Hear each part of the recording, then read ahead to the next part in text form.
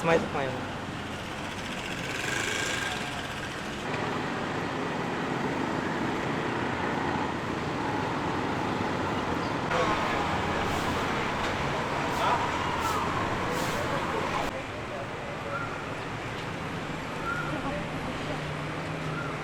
ពួកយើងអាចសុំបានតែស្នាមញញឹមរបស់គាត់នៅតែប៉ុណ្ណឹងយើង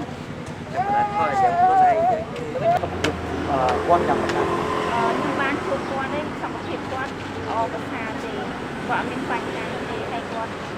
នៅតែរឹងមាំដែរគាត់មានបាន5ឆ្នាំអីខ្លះទេសម្រាប់បងប្អូននៅក្នុងសាកល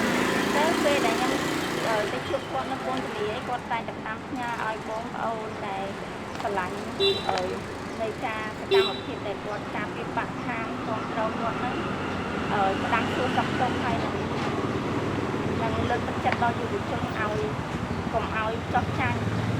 កុំឲ្យឃើញគាត់ជាប់ពន្ធនាគារហើយពួកគាត់ជាយុវជនដែលឆ្លាញ់ធនធានធម្មជាតិហ្នឹងអត់មានបញ្ចេញសកម្មភាពអីចឹង